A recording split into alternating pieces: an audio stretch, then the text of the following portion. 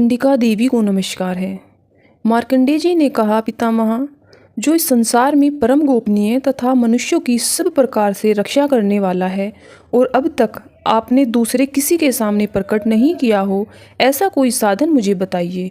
ब्रह्मा जी बोले, ब्राह्मण, ऐसा साधन तो एक देवी का कवच ही है जो गोपनीय से भी गोपनीय, पवित्र तथा संपूर्ण प्राणियों का उपकार करने वाला है। महामुने, उसे श्रवण करो। देवी की 9 मूर्तियां हैं जिन्हें नवदुर्गा कहते हैं। उनके पृथक पृथक नाम बतलाए जाते हैं। प्रथम नाम शैलपुत्री, दूसरी मूर्ति का नाम ब्रह्मचारिणी है, तीसरा स्वरूप चंद्रघंटा के नाम से प्रसिद्ध है, चौथी मूर्ति को कुसुमांडा कहते हैं, पांचवी दुर्गा का नाम स्कंद माता है, देवी के छठे रूप को कात्यायनी कहते हैं, सातवां कालरात्रि और आठवां स्वरूप महागौरी के नाम से प्रसिद्ध है, नवी दुर्गा का नाम सिद्धिदात्री है। ये सब नाम सर्वज्ञ महात्मा वेद भगवान के द्वारा ही प्रतिपादित हुए हैं। जो मनुष्य अग्नि में जल रहा हो, रणभूमि में शत्रुओं से घिर गया हो, विषम संकट में फंस गया हो तथा इस प्रकार भय से आतुर होकर जो भगवती दुर्गा की शरण प्राप्त किए हुए हो, उनका कभी कोई अमंगल नहीं होता। युद्ध के समय संकट में पड़ने पर भी उनके ऊपर कोई विपत्ति नहीं दिखाई देती। उन्हें शोक, दुख और भय की प्राप्ति भी नहीं होती। जिन्होंने भक्तिपूर्वक देवी का स्मरण किया है, उनका निश्चय ही अबुद्धि होता है। देवेश्वरी, जो तुम्हारा चिंतन करते हैं, उनकी तुम निसंदेह रक्षा करती हो।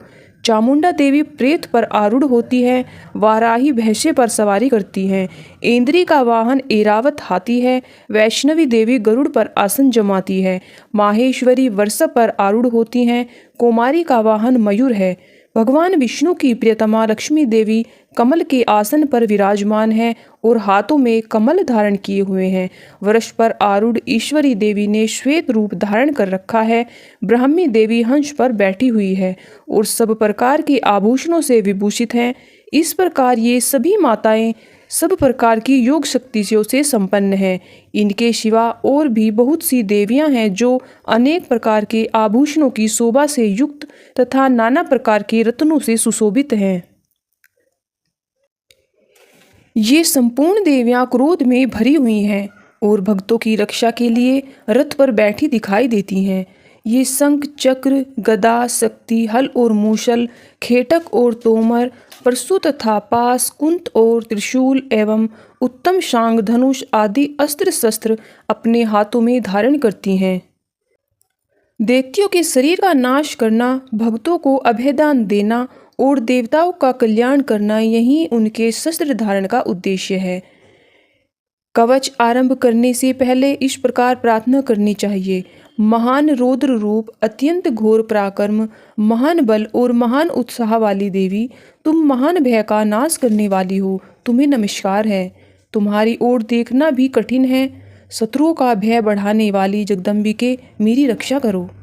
पूर्व दिशा में इंद्री मेरी रक्षा करें, अग्नि कोण में अग्नि शक्ति, दक्षिण दिशा में वाराही तथा नेत्रज्ञ कोण में खड़क धारिणी मेरी रक्षा करें। पश्चिम दिशा में वारुणी और वायव्य कोण में मृग पर सवारी करने वाली देवी मेरी रक्षा करें। उत्तर दिशा में कोमारी और ईशान कोण में शूलधारिणी देवी मेरी रक्षा करें। ब्रह्माणी, तुम ऊपर की ओर से मेरी रक्षा करो और वैष्णवी देवी नीचे की ओर से मेरी रक्षा करें। इस प्रकार शव को अपना वाहन बनाने वाली चामुंडा दशों दिशाओं में मेरी रक्षा करो। जया आगे से और विजया पीछे की ओर से मेरी रक्षा करें। वाम भाग में अचिता और दक्षिण भाग में अपराजिता रक्षा करें। उद्योदिनी शिखा की रक्षा करें। उमा मेरे मस्तक पर विराजमान होकर रक्षा करें। ललाट में मालाधारी रक्षा करें और यशस्विनी देवी मेरी भोहों का संरक्षण करें। भोहों के माध्यम भाग में त्रिनेत्रा और नथुनों की यमघंटा देवी रक्षा करें।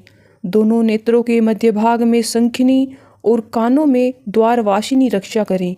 कालिका देवी कपोलों की तथा भगवती शांकरी कानों के मूल भाग की रक्षा करें। नासिका में सुगंधा और ऊपर के होठ में चर्चिका देवी रक्षा करें। नीचे के होठ में अमृत कला और जीवा में सरस्वती देवी रक्षा करें। कुमारी दांतों की और चंडिका कंठ प्रदेश की रक्षा करें। चित्रघंटा गले की घाटी की और महामाया तालु में रहकर रक्षा करे। कामाक्षी ठोड़ी की और सर्वमंगला मेरी वाणी की रक्षा करे। भद्रकाली ग्रीवा में और धनुर्धरी वंश में रहकर रक्षा करे। कंठ के बाहरी भाग में नीलग्रीवा और कंठ की नली में नलकूबरी रक्षा करें। दोनों कंधों में खड़गिनी और मेरी दोनों भुजाओं की वज्रधारिणी रक्षा करें। दोनों हाथों में दंडिनी और उंगलियों में अंबिका रक्षा करें।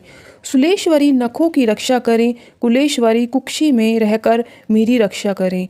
महादेवी दोनों स्तनों की और शोक विनाशिनी देवी मन की रक्षा करें। ललिता देवी हृदय में और शूलधारिणी उदर में रहकर रक्षा करें। नाभि में कामिनी और गुहा भाग में गुहेश्वरी रक्षा करें। पूतना और कामिका लिंग की और महिषवाहिनी गुदा की रक्षा करें।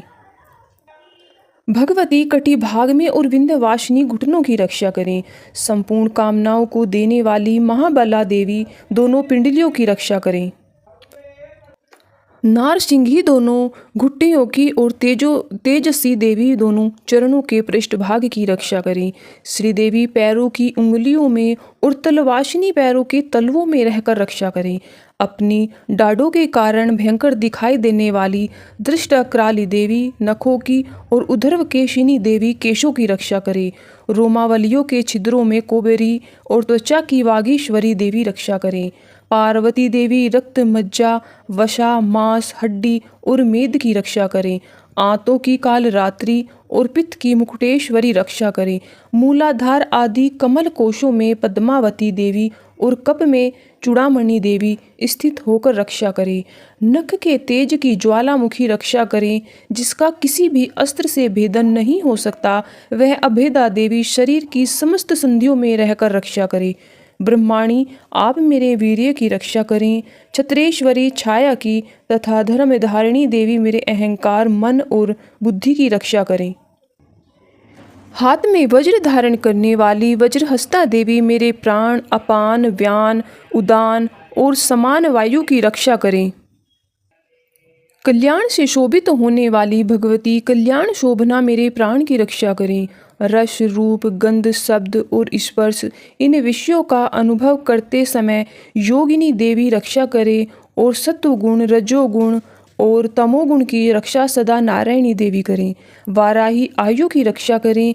वैष्णवी धर्म की रक्षा करें तथा चक्रिणी देवी यश कीर्ति लक्ष्मी धन तथा विद्या की रक्षा करें। इंद्राणी आप मेरे गोत्र की रक्षा करें। चंडिके तुम मेरे पशुओं की रक्षा करो। महालक्ष्मी पुत्रों की रक्षा करें और भैरवी पत्नी की रक्षा करें। मेरे पथ की सुपथा तथा मार्ग की क्षेम करी रक्षा करें। राजा के दरबार में महालक्ष्मी रक्षा करें तथा सब और व्याप्त रहने वाली विजया देवी संपूर्ण भयों से मेरी रक्षा करें। देवी जो स्थान कवच में नहीं कहा गया है अतएव रक्षा से रहित है, वह सब तुम्हारे द्वारा सुरक्षित हो, क्योंकि तुम विजयशालिनी और पापनाशिनी हो। यदि अपने शरीर का भला चाहे तो मनुष्य बिना कवच के कहीं एक पग भी न जाए। कवच का पाठ करके ही यात्रा करे। कवच के द्वारा सब ओर से सुरक्षित मनुष्य जहाँ जहाँ भी जाता है वहाँ वहाँ उसे धन लाभ होता है तथा संपूर्ण कामनाओं की सिद्धि करने वाली विजय की प्राप्ति होती है। वह जिस जिस अभिष्ट वस्तु का चिंतन करता है उसको निश्चय ही प्राप्त कर लेता है। वह पुरुष इस पृथ्वी पर तुलना रहित महान ऐश्वर्य का भागी होता है। कवच से सुरक्षित मनुष्य निर्भय हो जाता है। युद्ध में उसकी पराजय नहीं होती तथा वह तीनों लोकों में पूजनीय होता है। देवी का यह कवच देवताओं के लिए भी दुर्लभ है। जो प्रतिदिन नियम पूर्वक तीनों संध्याओं के समय श्रद्धा के साथ इसका पाठ करता है उसे देवी कला प्राप्त होती है तथा वह तीनों लोकों में कहीं भी पराजित नहीं होता। इतना ही नहीं, वह अपमृत्यु से रहित हो 100 से भी अधिक वर्षों तक जीवित रहता है। मकरी चेचक और कोढ़ आदि उसकी संपूर्ण व्याधियां नष्ट हो जाती हैं।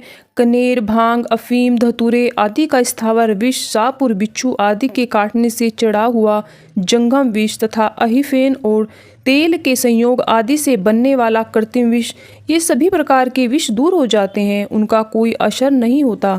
इस पृथ्वी पर मारण, मोहन आदि जितने आभिचारिक प्रयोग होते हैं तथा इस प्रकार के जितने मंत्र यंत्र होते हैं, वे सभी इस कवच को हृदय में धारण कर लेने पर उस मनुष्य को देखते ही नष्ट हो जाते हैं।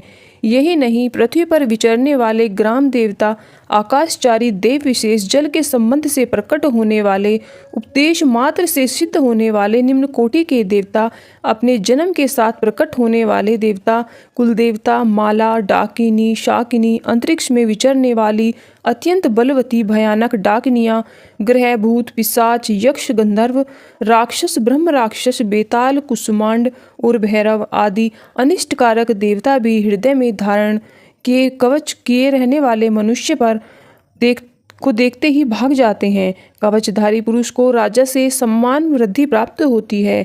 यह कवच मनुष्य के तेज की वृद्धि करने वाला और उत्तम है। कवच का पाठ करने वाला पुरुष अपनी कीर्ति से विभूषित भूतल पर अपने सुयश के साथ साथ वृद्धि को प्राप्त होता है। जो पहले कवच पाठ करके उसके बाद सप्तशती चंडी का पाठ करता है, उसकी जब तक वन, पर्वत और काननों सहित यह पृथ्वी टिकी रहती है, तब तक यहाँ पुत्र पौत्र आदि संतान परंपरा बनी रहती है। फिर देह का अंत होने पर वह पुरुष भगवती महामाया के प्रसाद से उससे नित्य परम पद को प्राप्त होता है, जो देवताओं के लिए भी दुर्लभ है। वह सुंदर दिव्य रूप धारण करता है और कल्याणमय शिव के साथ आनंद का भागी होता है।